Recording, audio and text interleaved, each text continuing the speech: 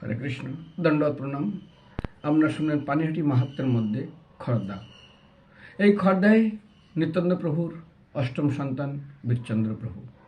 তিনি এই জগতে আবির্ভূত হন। তিনি কে ছিলেন, কী কী অলৌকিক কার্য করেছিলেন এবং বীরচন্দ্র প্রভুর সেই অলৌকিক কার্যের জন্য সারা জগৎ কিভাবে বিশেষ করে তিনি এই ভগবদ্বাণী প্রচার করেছিলেন, তার কয়েকটা অদ্ভুত লীলা। প্রথমে তো বীরচন্দ্র প্রভুর বিষয়ে গৌর গণদেশ দীপিকায় বলা হয়েছে, সংকর্ষণ যোবহ পয়ব্দি সাই নাম কাহ স এব বীরচন্দ্র প্রভু অভিন্ন চৈতন্য বিগ্রহ। পয়ব্দিশাহী নামক সংকর্ষণের যে বহু, অর্থাৎ প্রথম প্রকাশ শ্রী চৈতন্য অভিন্ন বিগ্রহ। এখনই তিনি নিত্যানন্দ প্রভুর আত্মযত্তার সন্তান বীরচন্দ্র প্রভুরূপে আবির্ভূত হয়েছেন। বীরচন্দ্র প্রভু তিনি ছিলেন বিশেষ করে অবিরাম গোপালের অত্যন্ত প্রিয়, এবং এই অবিরাম গোপালের নাম আমরা শুনছেন। আর এই অবিরাম গোপাল যখনই শুনতেন নিত্যানন্দের কোনো সন্তান হয়েছেন, তিনি কি করতেন, তিনি খানাকুল থেকে চলে আসতেন এবং প্রণাম করতেন। এইভাবে ক্রমান্বয়ে 6টা সন্তানকে তিনি এই জগৎ থেকে বিদায় দেন। এরপর 7 নম্বর সন্তান স্বয়ং গঙ্গাদেবী। আমি বলেছিলাম নিত্যানন্দ প্রভু একদিন খড়দায় গঙ্গার তীরে বসে আছে, জল এত বাড়ছে বাড়তে বাড়তে দেখে একটা সুন্দরী কন্যা উঠে এসছে। আসার বলছে, তুমি কে? বলে, আমি গঙ্গা। কি চাই? বলে, আমি বড় আশা নিয়ে এসেছি, চৈতন্য মহাপুরুষ সংকীর্তনের যজ্ঞে আমি ভাগ নিতে চাই আন্দোলনে। সেই জন্য আপনি আমাকে কৃপা করেন যাতে আপনার পুত্রী হয়ে কন্যায় জন্মগ্রহণ করে মহাপুরুষের সংকীর্তন আমি ভাগ নিতে পারি, যেটা ব্রহ্মার দিনে একবার হয়ে থাকে। তো সেই জন্য নিত্যানন্দ প্রভু তাকে আদেশ দেন এবং 7ম সন্তান স্বয়ং গঙ্গা দেবী তিনি বসুধার কন্যা হয়ে আসেন। এবং বসুধার কন্যা আসার পর তিনি স্তনপান করেন না। নিত্যানন্দ প্রভু তাকে বললেন, জন্মমাতাকে বললেন, তুমি কানে কৃষ্ণ মন্ত্র দাও। তারপর তিনি স্তনপান করেন এবং অবিরাম ঠাকুর এসে যখন তাকে প্রণাম করেন, এক টানা তিনি 12টা প্রণাম করলেন। যখন কিছু হলো না, ধ্যানস্থলে জানতে পারলেন ইনি স্বয়ং গঙ্গা দেবী। সঙ্গে সঙ্গে তিনি 20টা শ্লোকে তার বর্ণনা করেন। এবার হলেন বীরচন্দ্র প্রভু, তিনি তাকেও প্রণাম করলেন। তার আগে কি হয়, যখনই শুনলেন নিত্যানন্দ প্রভুর সন্তান হয়েছে, আর এবার নিত্যানন্দ প্রভু অবিরাম ঠাকুরকে, অবিরাম গোপালকে নিমন্ত্রণই করেনি, অযাচিতভাবে তিনি আসেন। অযাচিতভাবে এসে তিনি কি করলেন না, তিনি এসছেন নদীর পাড়ে, কেন অযাচিতভাবে নিমন্ত্রণ করেনি। আর এদিকে বীরচন্দ্র প্রভুর জন্ম উৎসবে নিত্যানন্দ প্রভু অত্যন্ত বড় উৎসব করছেন, সমস্ত ভক্ত মহন্ত সবাইকে ডাকছেন, খর্দায় বিশাল উৎসব। আর অবিরাম ঠাকুর বিনা নিমন্ত্রণ এই পারে এসছেন, কন্যাগরের পাড়ে শ্রীরামপুরে। এসে দেখে নিত্যানন্দ প্রভু বলে দিয়েছিলেন সমস্ত মাঝিদেরকে, শোনো মাঝি, তোমরা সবাই নৌকা উপরে রাখবে না, সব নৌকা জলে ডুবিয়ে দেবে, তোমরা কেউ গঙ্গার পাড়ে থাকবে না, যেন অবিরাম ঠাকুর না আসতে পারে। তাই হলেন নিত্যানন্দ প্রভুর আদেশ অনুসারে তারা সেটাই করলেন। কিন্তু অবিরাম যখন এসে দেখলেন আরে কোনো নৌকা নেই, অনেক ডাকাডাকি করলেন, কোনো লোক নেই, তিনি একটা উপায় করলেন। কি করলেন, হেনকালে অবিরাম এক উপায়সী জেলা বহির্বাস গঙ্গায় পাতি পার যে হইলা। অবিরাম ঠাকুর তিনি তার উত্তরীটা গঙ্গার উপর ফেলে দিলেন, আর সেই উত্তরের উপরে তার স্ত্রী মালিনী এবং অবিরাম ঠাকুর দুজনে বসলেন এবং তিনি গঙ্গা পার হয়ে এই পারে চলে আসলেন।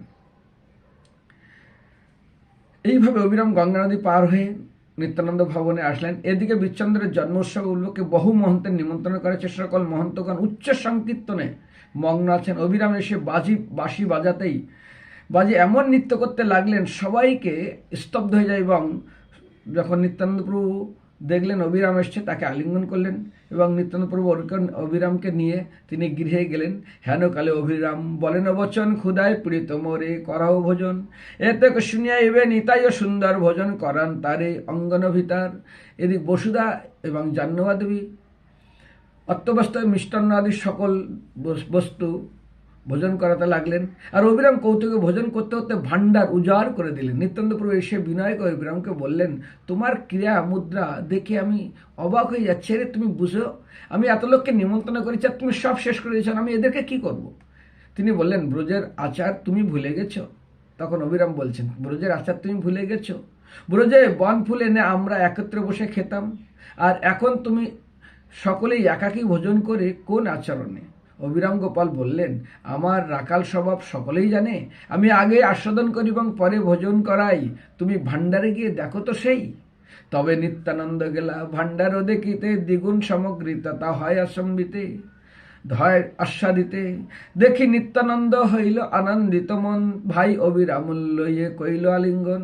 ভিতরে ভোজন করে দেখলেন যে এমন ভরে গেছে, যা জানা ছিল তার শতগুণ ভরে গেছে। যেমন আমাদের অনেক সময় হয়, আমাদের যত না রান্না হয় তার থেকে ভক্ত সংখ্যা অনেক বেড়ে যায়, তো আমরা সবাই চিন্তিত হই কী করবো, কোথায় দেবো, কী হবে। না, প্রসাদ ঠিক এমন একটা জিনিস, চিন্ময় বস্তু, ও নিজে নিজে বৃদ্ধি পায়। যেমন দেখবেন আপনারা দুধ জ্বালান, তো দুধ উল্লায়ে পড়ে যায়, অল্প দুধ থাকে, সেটাকে আবার গরম করবেন, আবার উল্লাবে, আবার পড়ে যাবে।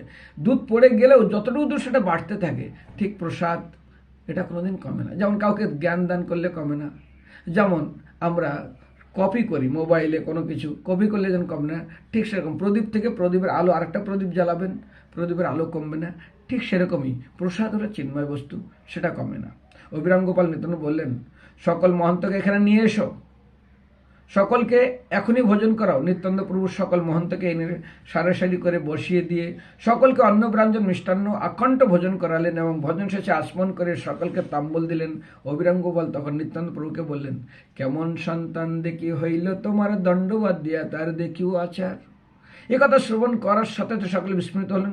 বসুদা জাহ্নবী এসে বিনয় করে বললেন, এবার সন্তান তুমি রাখো আমার, নিঃসন্তান হলে এই জগতে সকলে ধিক্কার দেয়।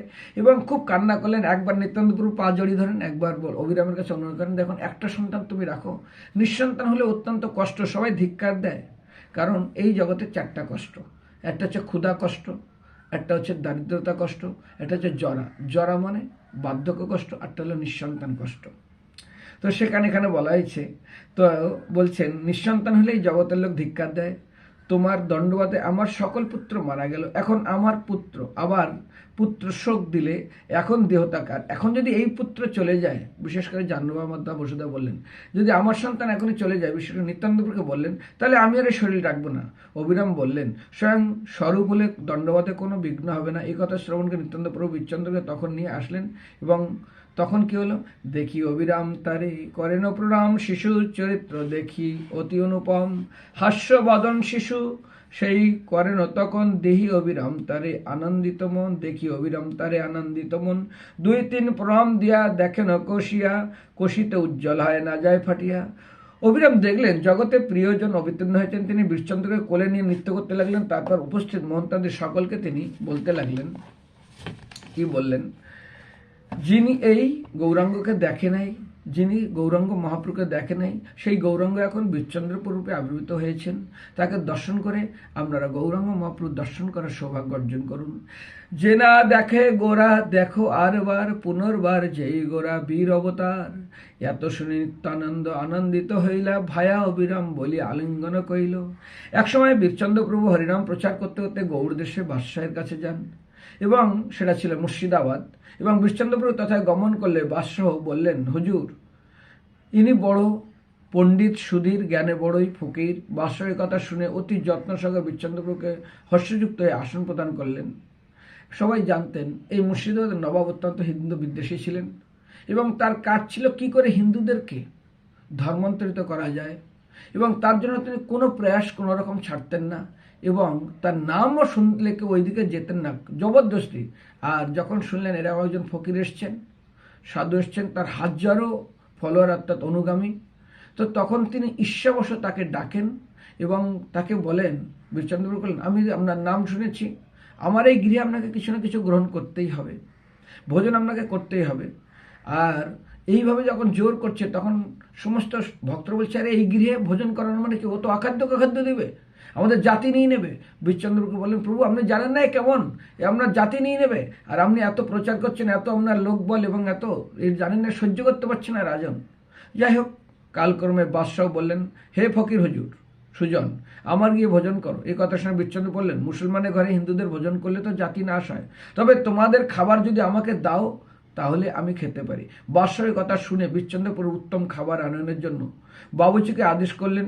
বাবুচি পরিষ্কার কাপড়ে রন্ধন করে উত্তম খানা নিয়ে আসলেন। তখন বীরচন্দ্রপুর বললেন, গোসাই বলে খানার খোলো হোবন্ধন, খুলিল বাবচি পাতশা দেখে পুষ্পগণ, জাতি জুতি মালতী বেল আর বকুল, চন্দন চর্চিতে গোলাপ আরে অলিকুল। এই রূপে 3বার খানা আনাইল, নানাবিধ ফুল তাহে দেখিতে পাইল। 3বার যখন এইভাবে একই পরীক্ষা নিলেন, 3বার ফুলে পরিণত হয়ে গেল।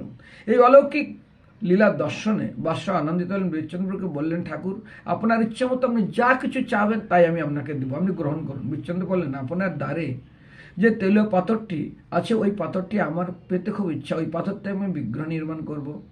কারণ এই পাথর বিষয়ে আমি আপনাদেরকে আগে শুনিয়েছিলাম। কোষ্ঠী পাথরকে মুসলমানেরা বলে তৈলীয় পাথর। এই পাথর এক বিশেষ বর্ণনা আছে। ভগবান যখন যুধিষ্ঠির মহারাজকে দিয়ে রাজস্ব যজ্ঞ করেছিলেন হস্তিনাপুরে, তো ভগবান সবার সেবা ভাগ করে দেন, কিন্তু ভগবান তার নিজের সেবাটা রেখেছিলেন। যখন সহদেব এসে জিজ্ঞাসা করলেন, প্রভু সমস্ত কার্য সমাপ্ত হয়ে গেছে, সব ভাগ বাটা করা হয়ে গেছে, তো বলছেন না আমার জন্য কিছু সেবা রাখুনি। বলে না, বলে আরে আমি এখানে বিশ্ব ফকটে খাবো না, বিনা পয়সা খাবো না, আমি কি এমনি ঋণী হবো নাকি, আমার জন্য কিছু সেবা। সহদেব বললেন কোনো সেবা তো বাকি নেই। ভগবান বলছেন না না ভাই, আমি আমার সেবাটা বাঁচিয়ে রেখেছি। বলে প্রভু কোন সেবাটা বাকি আছে? বলে যত সাধু আসবে এখানে প্রসাদ পাবে তাদের এঁঠো পাতা আমি ফেলবো, আর যত সন্ত মহাত্মা আসবে তাদের চরণ আমি ধোয়াবো। এই পাথরের উপরে সমস্ত সাধু সন্তের চরণ ধোয়াইছিলেন ভগবান কৃষ্ণ।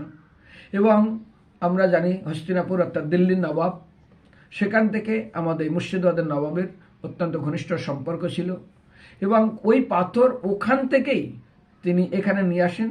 আর এই মুর্শিদাবাদের নবাব, তিনি তার প্রথম স্ত্রীর নাম হলো ডহর কুমারী। তার সিংহদ্বারে তিনি এই পাথরটা, সুন্দর কালো পাথর, অত্যন্ত সুন্দর দেখতে, ওটাকে উনি রেখেছিলেন। এবারে যখন বললেন বীরচন্দ্র প্রভু যে আমাকে ওটা দিন, বলে ভাই ওটা কে পারবে, অত উঁচুতে যে পারতে যাবে সে মারা যাবে, আপনার যদি কোনো কেরামতি থাকে, আপনার যদি শক্তি থাকে আপনি পেড়ে নিন। বীরচন্দ্র প্রভু ধ্যানস্থ হলেন, প্রচণ্ড ঝড় বৃষ্টি শুরু হলো এবং বজ্র পড়লো ওই সিংহদ্বারে, এবং ওই পাথর অটোমেটিক ভেঙে মানে সিংহদ্বার ভেঙে পড়ে যায়, এবং ওই পাথর খড়ে জড়িয়ে বীরচন্দ্র প্রভু খড়ের দড়ি করে জড়ি ভাসিয়ে দেয়। ভাসতে ভাসতে সে খড়দা এসে লেগে যায়। দহ মানে কালিয়া দহ, যেরকম যেখানে জল পাক্কা বিশাল বড় এরিয়া নিয়ে থাকে, তো সেখানে এসে যায়, এবং আসার পরে তারপর সেখান থেকে 3 বিগ্রহ তিনি উঠান। এখন বীরচন্দ্রপ্রভু এই পাথর গঙ্গার জলে ভাসিয়ে যখন খড়দায় আসে, সেই স্থানের নাম বীরচন্দ্রপ্রভু এই তেলীয় পাথর দ্বারা ভাস্করকে দিয়ে প্রথমে একটি সুন্দর বিগ্রহ তৈরি করলেন, তার নাম হলো শ্যামসুন্দর। প্রেম বিলাসে বলা হয়েছে, সেই পাথরে গড়াইল শ্যামসুন্দর মূর্তি, দেখিয়া হইল লোকের গেল সবার্তি। মহামহোৎসব কইল বৈষ্ণব নিমন্ত্রণ, সকল চৈতন্যগণ কইল আগমন। শ্রী অদ্বৈত প্রভু শ্রী অচ্যুতানন্দ মহাশয় মূর্তির প্রতিষ্ঠা দিবস অভিষেক কইল দয়াময়। শ্রী অদ্বৈতাচার্য প্রভু জ্যেষ্ঠ পুত্র অচ্যুতানন্দ 1575 খ্রিস্টাব্দে খড়দায় শ্যামসুন্দর মন্দিরে অভিষেক করে মন্দির প্রতিষ্ঠা করলেন। শ্যামসুন্দর বিগ্রহ নির্মাণের পর অবশিষ্ট পাথর দিয়ে আরও 2টি মনোহর বিগ্রহ তৈরি হলো। একটি স্বামীবনে অর্থাৎ নন্দদুলার সাইবনে প্রতিষ্ঠা হলো, অপরটি বল্লভপুরে অর্থাৎ কোন্নগরের শ্রীরামপুরে, কোন্নগরের ওই পারে শ্রীরামপুরে বল্লভ রাধা বল্লভজি নামে প্রতিষ্ঠিত হলো। মাঘী পূর্ণিমায় এই 3 বিগ্রহ একই দিনে দর্শন করলে তাদের আর দ্বিতীয় জন্ম হয় না। তো সেই জন্য এই 3 বিগ্রহ বীরচন্দ্র প্রভু প্রতিষ্ঠা করেন, এবং বীরচন্দ্র প্রভুর জীবনে আরও সুন্দর বর্ণনা করা হয়েছে, যেখানে তিনি প্রচারে গেছিলেন, এবং বিশেষ করে তার প্রচার এতটা তিনি সাকসেস হয়েছিলেন, এবং তার পূর্ব দায়িত্ব জাহ্নবী মাতারও অনুরোধ করেছেন। একসময় জাহ্নবী মাতা বীরচন্দ্র প্রভুর ইচ্ছা হলো আমি দীক্ষা নেব, কার কাছে না অদ্বৈতাচার্য প্রভুর তনায় অচ্যুতানন্দের কাছে। তখন কিছু দূর যেতেই জাহ্নবী মাতা তাকে সংবাদ পাঠান যে বলো আমি ডেকেছি। যখন আসছেন, কারণ মায়ের অনুমতি না নিয়ে যাচ্ছিলেন, তখন জাহ্নবী মাতা কী কাজ করছিলেন, হঠাৎ তার যুবক পুত্রকে দেখে জাহ্নবী মাতা 2 হাতে কিছু ছিলেন, আর 2 হাত তিনি শরীর থেকে বাইর করে তার ঘোমটা দিলেন। এটা স্বয়ং বীরচন্দ্র প্রভু দেখলেন, এবং তারপরে তিনি তার কাছেই দীক্ষাপ্রাপ্ত হন, এরকম বর্ণনা আছে। তো সেই জন্য ওখানে আপনারা যখন যাবেন, নিত্যানন্দ প্রভু ওখানে অবস্থান করতেন, জাহ্নবী মাতা ওখানে অবস্থান করছেন। এটা খড়দার অত্যন্ত পবিত্র স্থান, এবং এখানে অবশ্যই দর্শন করা উচিত। আর আপনাদের কাছে নিবেদন, খড়দায় আপনি খড়দা স্টেশনে নেমে বলবেন শুধু শ্যামের বাড়ি কোথায়, যে কোনো টোটো অটো পৌঁছে দেবে। দ্বিতীয়ত আপনি বিটি রোডে খড়দা পুলিশ স্টেশনে ওখানে নেমে বলবেন আমি শ্যামের বাড়ি যাবো, বেশি দূর না, আপনাকে নিয়ে যাবেন। হরে কৃষ্ণ। জয় বীরচন্দ্র প্রভু কি জয়, নিতাই গৌর প্রেমানন্দ। জয় জাহ্নবী মাতা কি জয়, বসুধা মাতা কি জয়, গঙ্গা মাতা কি জয়, নিতাই গৌর প্রেমানন্দে। হরি হরি বল।